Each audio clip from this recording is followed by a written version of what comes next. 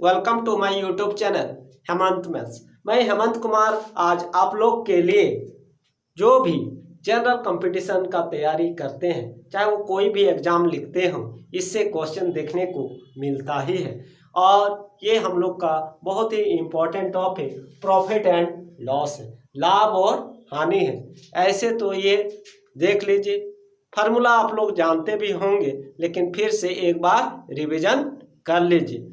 देखिए, इसमें हम लोग का क्या क्या चीज का जरूरत पड़ेगा। ये जनरल यूज का है, हमेशा हम इसको यूज करते हैं।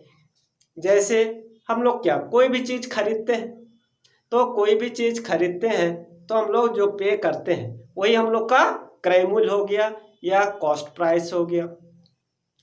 अब उसके बाद अगर यदि उसी को हम बेचना चाहें, तो अगर यदि हम उसको बेचते हैं तो मतलब वो हो गया विक्रय मूल्य।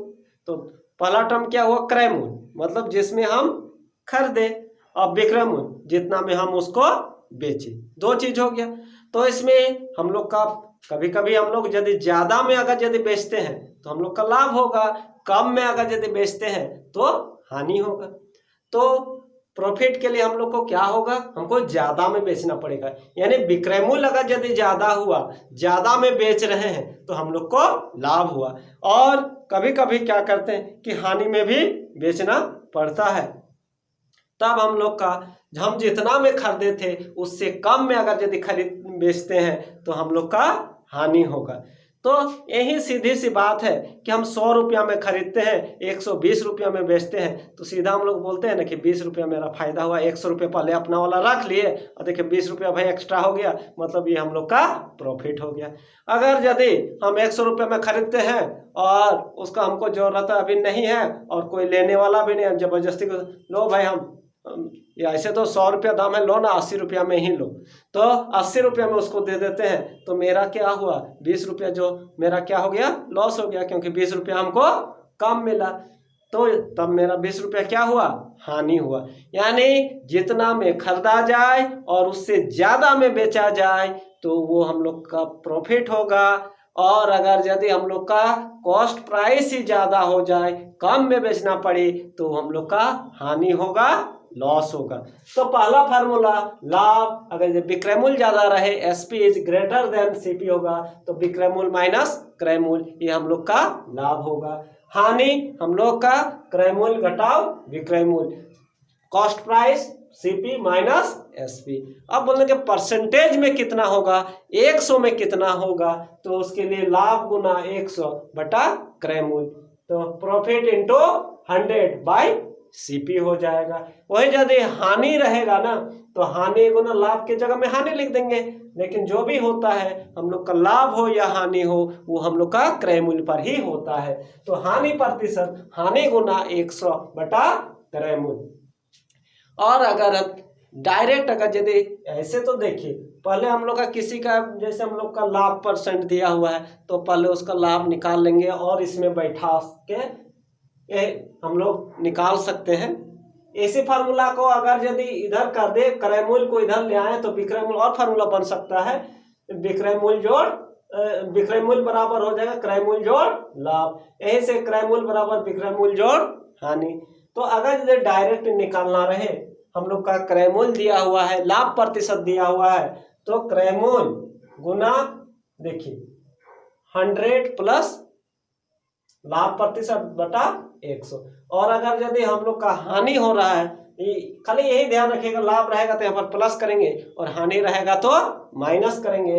अगर जब विक्रय मूल्य अगर यदि हम लोग को निकालना है, तो क्रय मूल्य तो रहेगा ही, साथ में इंटू में क्या हो जाएगा, 100 प्लस लाभ प्रतिशत वाला ऊपर हो जाएगा और 100 वाला नीचे हो जाएगा। वही अगर यदि हानि भी होगा तो भी वही होगा, लेकिन वहां पर माइनस होगा, 100 माइनस हानि प्रतिशत बटा 100।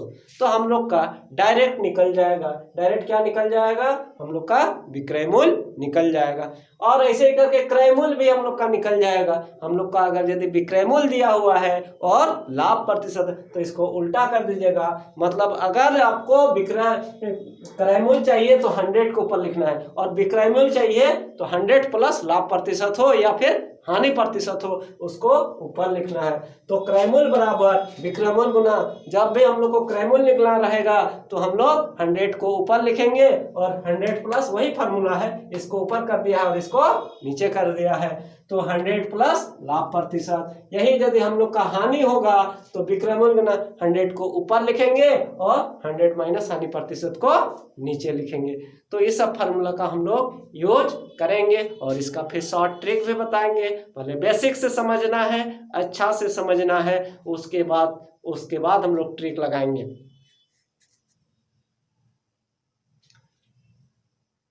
एक छोटा क्वेश्चन लेके पहले इसको एग्जांपल से देखते हैं। कहता है एक रेडियो को 1600 रुपया में खरीद कर कितने रुपये में बेचा जाए कि 15% का लाभ हो। यानी क्रय मूल्य सीपी इक्वल टू कितना, 1600 हो गया। सीपी इक्वल टू कितना हो गया, 1600। प्रॉफिट या फिर लाभ, जो भी लाभ है हम लोग का कितना, 15%, 15%। और उसके बाद कितना में बेचा जाए, एसपी हम लोग को फाइंड करना है। तो हम लोग का अभी जो देखे हैं विक्रय मूल्य का फार्मूला डायरेक्ट, विक्रय मूल्य बराबर क्रय मूल्य ना, हम बोले हैं यदि विक्रय मूल्य निकालना रहेगा तो 100 प्लस को ऊपर लिखेंगे, 100 प्लस लाभ प्रतिशत, उसको कहाँ लिखेंगे, ऊपर, और नीचे में 100 कर देंगे। तो क्रय मूल्य कितना है, 1600, लाभ प्रतिशत कितना है, 15, और बटा 100।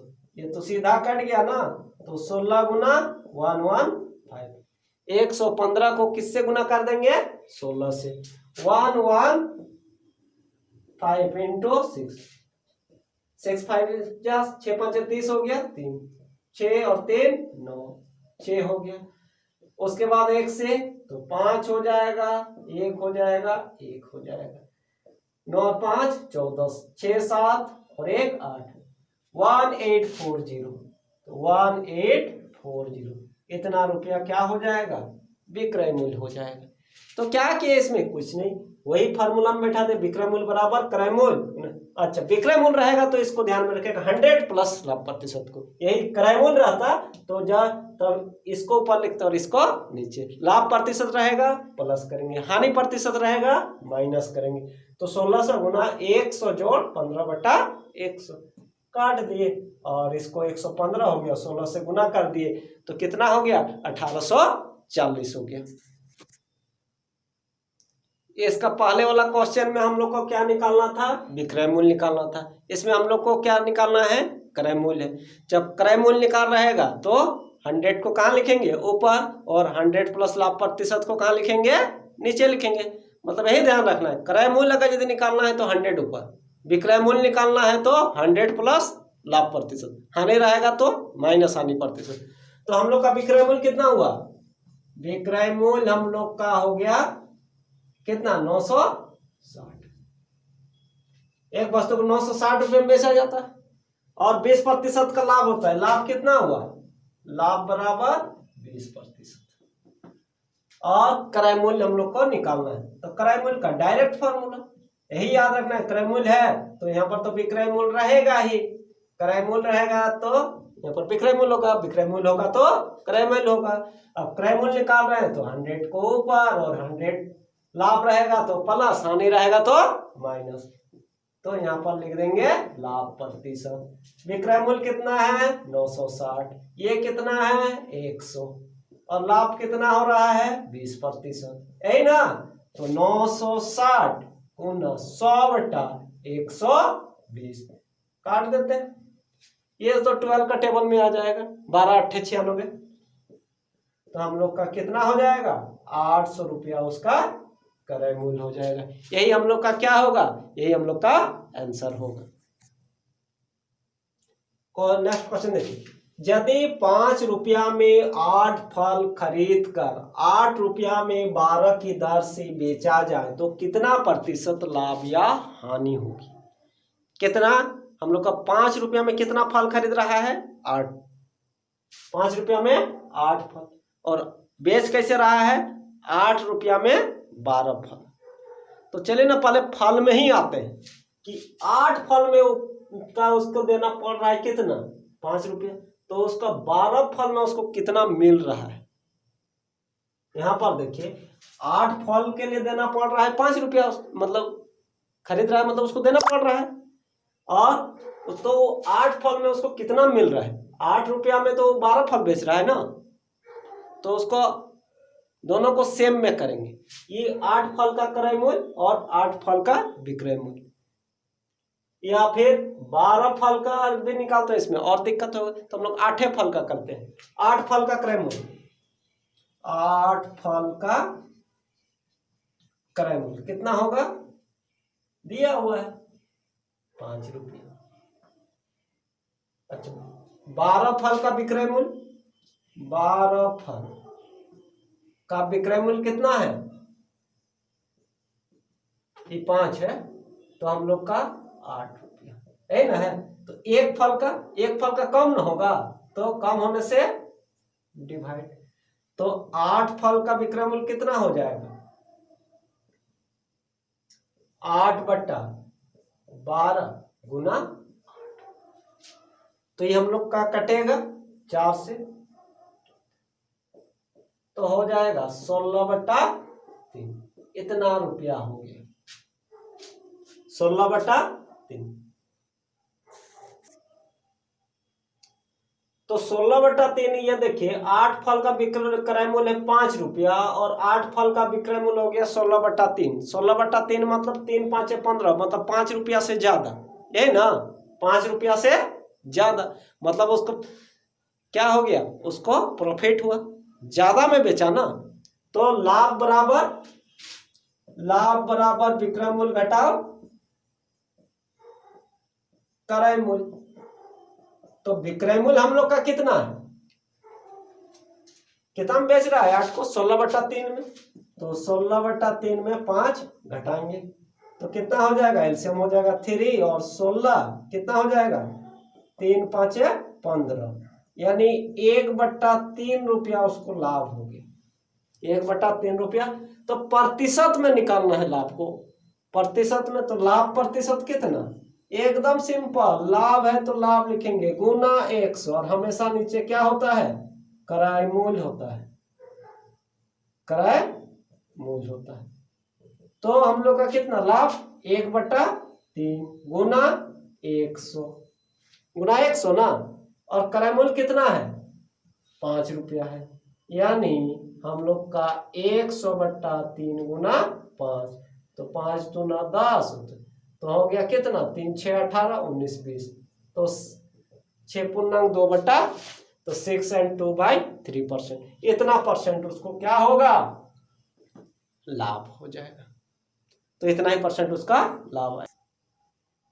इसमें तो हम लोग का बहुत लंबा चौड़ा में आंसर आया। इसको देखिए शॉर्ट में अगर यदि बनाना है तो हम लोग क्या करते हैं ना, यहाँ पर देखिए 5 रुपया में 8 फल और 8 रुपया में 12 की दर से बेचा, यही ना। तो फल को पहले जो है ना बराबर करते हैं, इधर 8 फल है और इधर 12, तो एलसीएम ले लेते हैं। एलसीएम कितना हो जाएगा किसका? इसका 24 होगा, एलसीएम 24 होगा ना। तो यहाँ पर कितना, 8 में कितना गुना करने से आ रहा है 24? 3, तो 3 से उसको गुना कीजिए, यानी 15 रुपया का खरीदा, 15 रुपया में खरीदा। यहाँ पर देखिए 12 है ना, 12 में कितना गुना करने से 24 आएगा? 2, तो 2 से गुना कीजिए, 16 रुपया में बेचा। ये सीपी हो गया और ये एसपी हो गया ना। तो हम लोग का लाभ कितना हो गया? लाभ हो गया 16 में 15 घटाएंगे, 1 रुपया लाभ हुआ ना। तो लाभ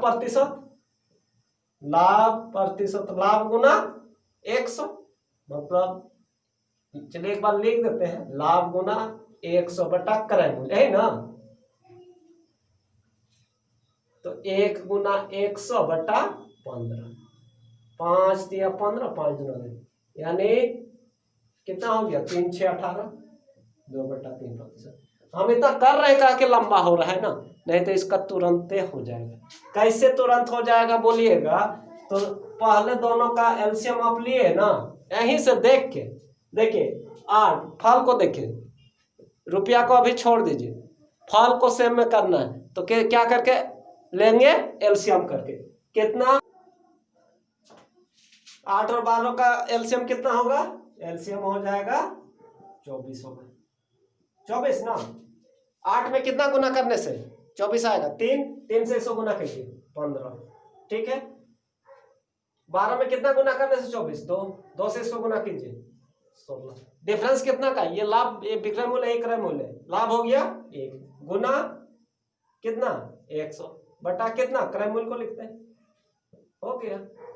इतने करना है 20/3%, यानी 6 and 2/3। नहीं ज्यादा टाइम लगेगा, उसमें लंबा होगा लेकिन इसमें नहीं होगा। तो फल को बराबर कर दे, रुपया में आ गया आराम से क्रय मूल्य। तो इस तरह एलसीएम लेके जल्दी बना सकते हैं। देखिए नेक्स्ट क्वेश्चन, यदि बोलता है 50 कलम का क्रय मूल्य 60 कलम के विक्रय मूल्य के बराबर हो तो प्रतिशत लाभ या हानि क्या हो। 50 कलम का क्रय मूल्य 60 कलम के विक्रय मूल्य के बराबर हो, यहाँ तो ऑब्वियसली हानि ही होगा, क्योंकि 50 रुपये का जो क्रय मूल्य है और 60 रुपये का कलम का क्या विक्रय मूल्य के बराबर है, तो लेकिन कितना हानि होगा ये भी तो चाहिए ना। इसको हम लोग 3 मेथड से बनाएंगे, पहली विधि, दूसरी विधि, तीसरी विधि। तो सबसे पहले लंबा वाला देखते हैं, पहली विधि, बेसिक वाला, पहली विधि को देखते हैं। पहली विधि, इसमें क्या करते हैं ना, एक कलम का क्रय मूल्य को 1 रुपया मान लेते हैं। माना कि एक कलम का क्रय मूल्य बराबर 1 रुपया ले लेते हैं।